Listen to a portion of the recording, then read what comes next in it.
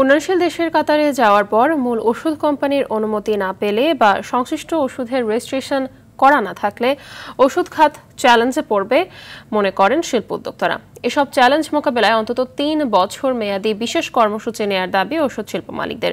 পাশাপাশি শুল্ক ও অশুল্ক বাধা দূর করারও দাবি তাদের। আরও জানাচ্ছেন তৌহিদুর রহমান। দেশের চাহিদার ৯৮% ওষুধ দেশেই উৎপাদিত হচ্ছে। সবচেয়ে গৌরবের যে বাংলাদেশে উৎপাদিত প্রায় সব ওষুধই রপ্তানি হচ্ছে। এমনকি গেল অর্থবছরে ওষুধ রপ্তানি করে $২.১৩ বিলিয়ন আয় করে বাংলাদেশ, যা আগের অর্থবছরের তুলনায় অন্তত ৪% বেশি। কিন্তু বাংলাদেশ এলডিসি গ্র্যাজুয়েশন বা মধ্যম আয়ের দেশের কাতারে গেলে চ্যালেঞ্জে পড়বে দেশের অত্যন্ত সম্ভাবনাময় খাতটি।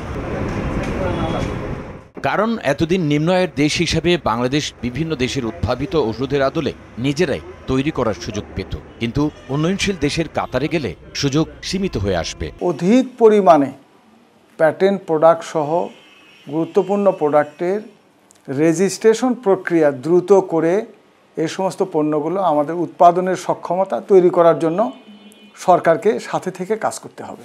পরে আমাদের চ্যালেঞ্জটা হবে মোস্টলি নিউয়ার মলিকিউল যেগুলো আসবে, যেগুলো পেটেন্ট, আমাদের LDC graduation one of the condition যেটা আসবে সেটা হলো যে আমাদের পেটেন্ট কে রেসপেক্ট করতে হবে। The patent that has been already given in recent time, সেটা ডিউরেশনের পিরিয়ডে আমরা ওই জেনেরিকগুলো করাটা ডিফিকাল্ট হবে। তবে বর্তমানে উৎপাদিত পণ্যের রেজিস্ট্রেশন থাকলে বিশেষ সুবিধা অব্যাহত থাকবে বলে আশা করেন উদ্যোক্তারা। এক্ষেত্রে সরকারের সহায়তার দাবি জানান তারা। অগ্রাধিকার খাতগুলোকে চিহ্নিত করে সরকারের যা যা সহযোগিতা দেওয়া দরকার আগামী ৩ বছরের একটা কর্মসূচি নিতে পারে, যে 3 বছরের মধ্যে আমরা R&Dতে এই ইন্ডাস্ট্রিকে আমরা এই ধরনের সহযোগিতা দেব। যে নিউয়ার প্রোডাক্ট যেগুলো ইন্ট্রোডিউসড হবে সেগুলো এই যারা ইন্ট্রোডিউস করবে তাদের একটা এখতিয়ার থাকবে আমাদের দেশের অথবা যে কোনো দেশে তারা সেল করবে কি করবে না।